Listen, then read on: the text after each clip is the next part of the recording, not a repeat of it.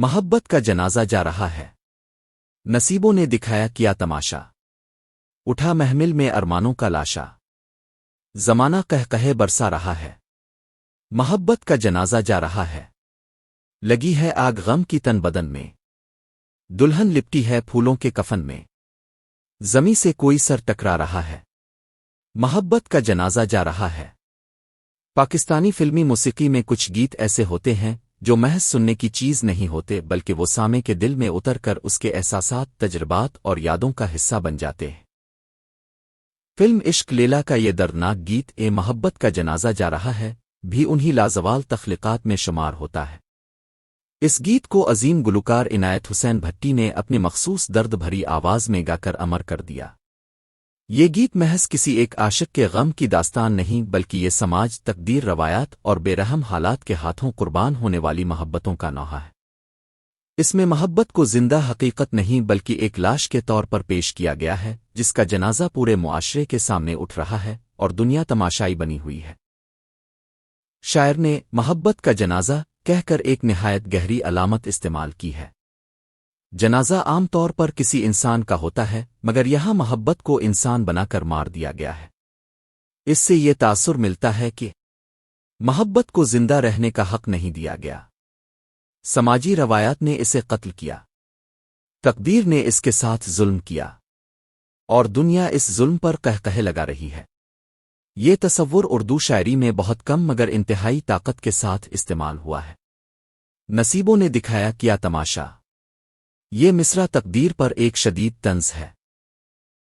شاعر کہتا ہے کہ قسمت نے کیسا کھیل کھیلا کہ محبت کا انجام اس قدر عبرتناک بنا دیا۔ یہاں عاشق بے بس ہے، وہ حالات سے لڑ نہیں سکتا، صرف شکو کر سکتا ہے۔ اٹھا محمل میں ارمانوں کا لاشا، یہ مصرع خاص طور پر دل دہلا دینے والا ہے۔ محمل عموماً دلہن کے لیے استعمال ہوتا ہے مگر یہاں محمل میں دلہن نہیں بلکہ ارمانوں کی لاش ہے۔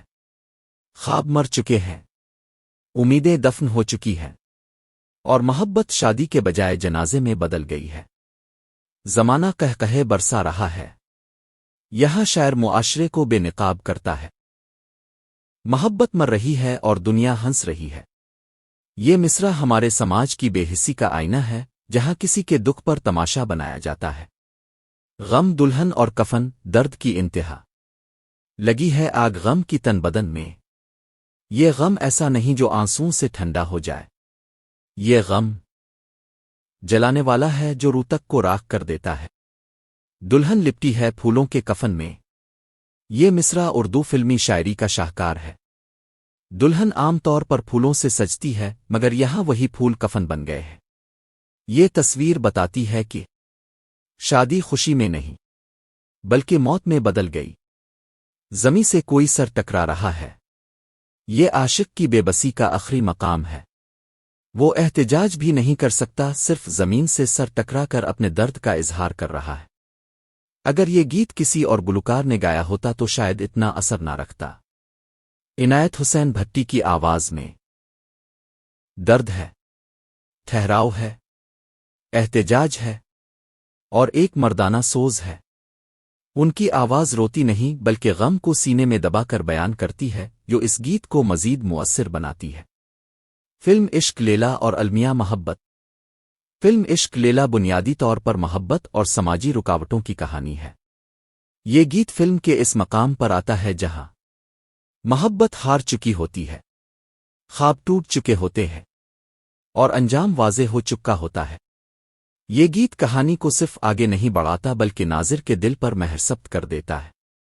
آج بھی ذات پات، طبقاتی فرق، معاشی مجبوری، خاندانی انا محبتوں کو قتل کر رہی ہے۔